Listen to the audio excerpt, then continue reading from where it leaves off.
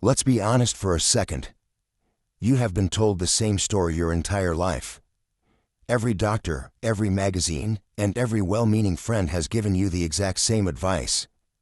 They say, just walk more. Get your steps in.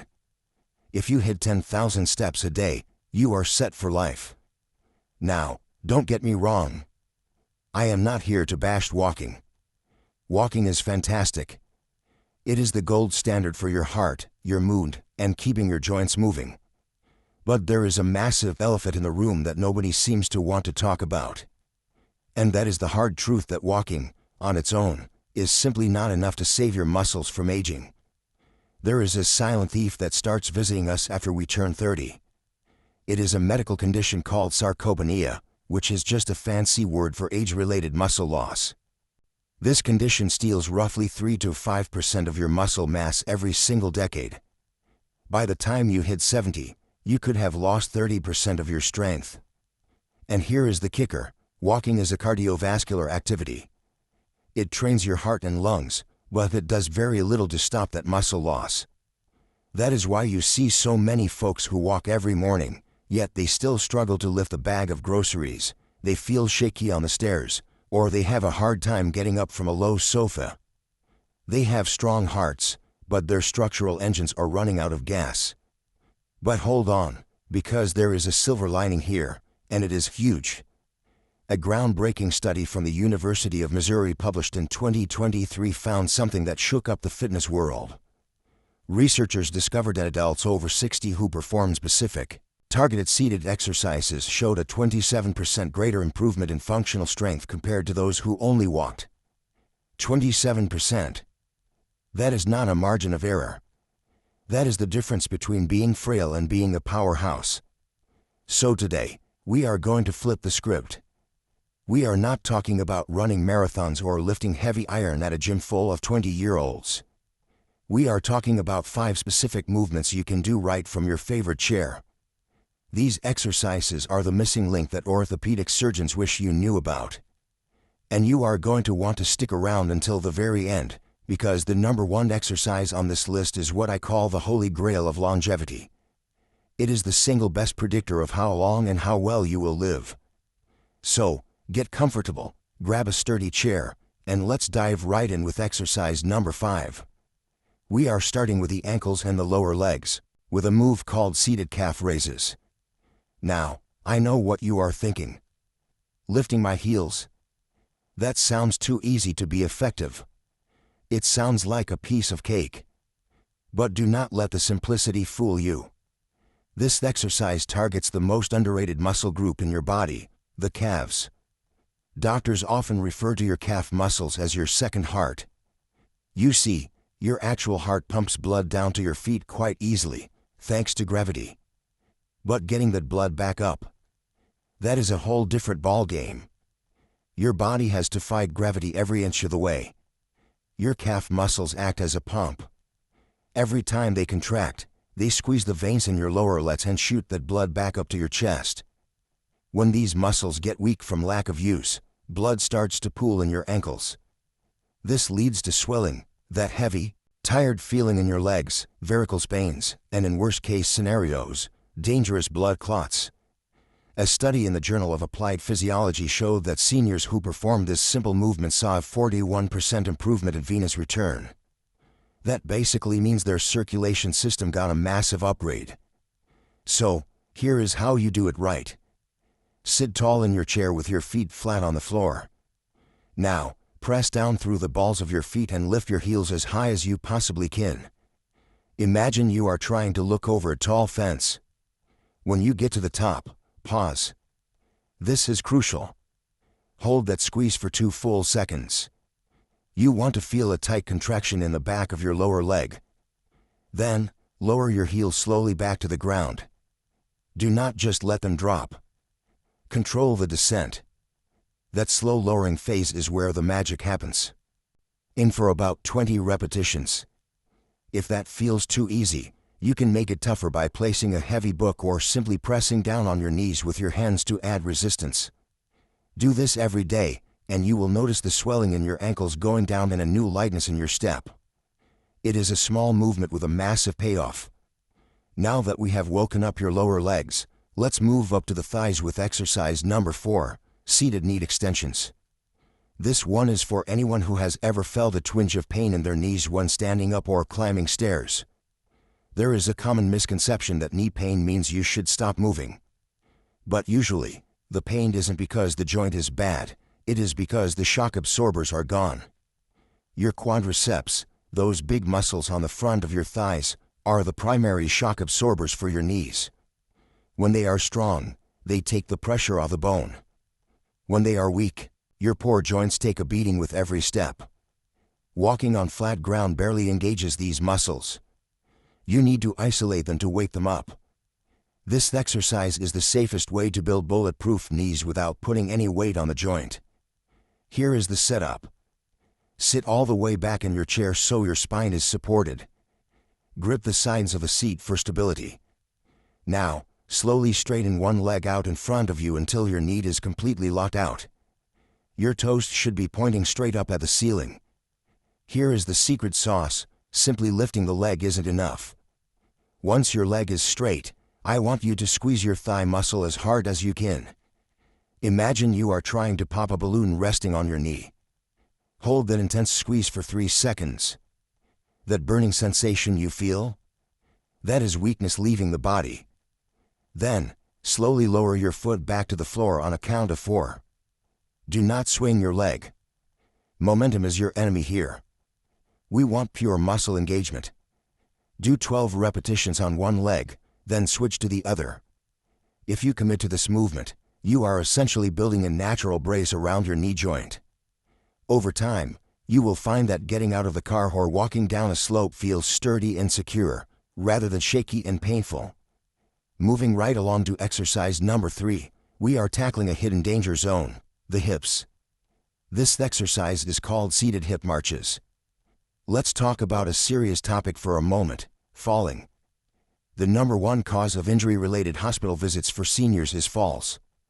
And the biggest reason people trip: they stop picking their feet up. As we age, our hip flexor muscles, the ones responsible for lifting your thigh, get weak and tight from too much sitting. This leads to what doctors call the shuffling gait. Instead of stepping, you start sliding your feet. And when you shuffle, the tiniest edge of a rug or a crack in the sidewalk becomes a major trip hazard. We need to fix that. We need to put the spring back in your step. Seated hip marches mimic the motion of walking, but with a much greater range of motion, forcing those sleepy hip muscles to wake up and get stronger. Sit on the front edge of your chair for this one. Do not lean back. Sit up tall, like there is a string pulling the top of your head toward the sky. Engage your core muscles slightly to protect your lower back. Now, lift one knee up toward your chest as high as you comfortably can. Imagine you are marching in a parade or stepping over a large puddle. Hold it at the top for a second, then lower it back down with control. Alternate legs. Left, then right. Keep going until you have done 20 marches total. If you want to really challenge yourself, try not to touch your foot to the floor between reps, or hold up position for 5 seconds. This movement does 2 things. First, it strengthens the hip flexors so you naturally lift your feet higher when you walk. Second, it works your core and improves your balance. You are literally training your body to be more agile and resistant to falls. It is an insurance policy against tripping that you cannot afford to skip. We are getting closer to the top of the list.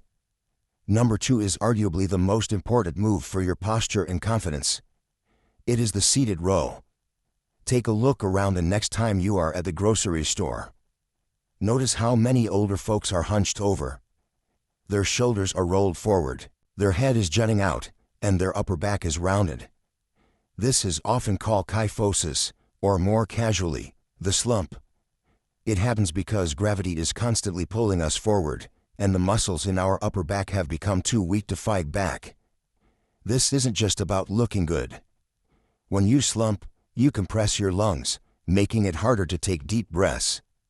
You also put immense strain on your neck and lower back. Walking does absolutely nothing for these upper body muscles. To stand tall, You need to pull. For this exercise, it is best if you have a resistance band. These are cheap, easy to find, and offer the best bang for your buck in terms of fitness. But if you don't have one right now, you can mimic the motion with empty hands and still get benefits by squeezing hard. Here is the drill. Sit with your legs extended in front of you, knees slightly bent. Loop the resistance band around the soles of your feet and hold one end in each hand. Sit up extremely tall, proud chest. Now, pull your hands back toward your hips, driving your elbows straight back behind you. As you pull, I want you to imagine there is a grape sitting right between your shoulder blades, and you are trying to crush it. Squeeze those shoulder blades together. Hold that squeeze. Release slowly forward. Do not let the band snap your arms back. Fight the resistance on the way out. Do 15 repetitions. This exercise strengthens the rhomboids and lats, the muscles that hold your spine erect. After just a few weeks of this, you will catch a glimpse of yourself in the mirror and realize you are standing an inch taller. You will look more confident, and more importantly, your neck and back pain will start to vanish. You are essentially turning back the clock on your posture. And finally, we have arrived. The number one exercise. The absolute king of all movements. If you ignore everything else I have said today, please, listen to this part. Exercise number one is the sit-to-stand, or the box squat. This movement is so fundamental that medical researchers actually use it as a test to predict mortality. That sounds dramatic, but it is true. The ability to rise from a seated position without using your hands is a direct indicator of your overall biological age. It requires leg strength, core stability, balance, and coordination. It engages the largest muscles in your body, the glutes and the quads, all at once. When you do this exercise, you are doing more than just building muscle. You are signaling your bones to get stronger. The impact and tension of standing up increases bone density, which is your best defense against hip fractures. This is the exercise that keeps you independent. It is what ensures you can get off the toilet alone, get out of a deep armchair, and play on the floor with your grandkids. Here is how to master it. Start seated with your feet shoulder width apart. Shift your feet back slightly so they are under your knees.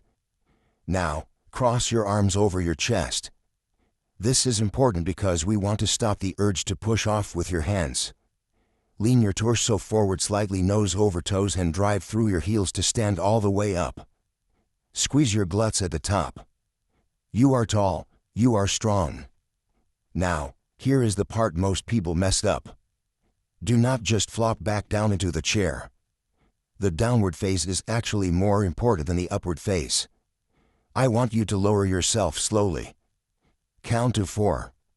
1, 2, 3, 4. Touch the chair gently. Do not rest. Boom, explode back up again. This slow lowering is called eccentric loading, and it is the fastest way to build strength. Start with 10 repetitions. If you can't do it without hands yet, that is okay. Use your hands to assist, but try to use them less and less each day. Your goal is to be able to do 15 continuous reps with your arms crossed. When you can do that, you know that your body is functional, capable, and resilient. You have built a chassis that can handle whatever life throws at it. So there you have it. 5 simple exercises. 1 sturdy chair. 15 minutes of your time. You do not need a gym membership. You do not need fancy equipment. You just need the consistency to show up for yourself. Walking is great for the soul, but strength is what gives you the freedom to enjoy it. Don't wait for a diagnosis or a fall to wake you up. Start today. Maybe just pick one exercise, like the heel raises, and do it while you watch TV tonight. Then add the next one tomorrow. Remember, aging is inevitable, but getting weak is a choice. You have the power to change the trajectory of your health right now. I would love to hear which of these exercises surprised you the most, or which one you are going to try first. Drop a comment below. I read them all and I love hearing your stories. If you found value in this, share it with someone you care about. Let's get strong together. Thanks for listening, and here is to your strength.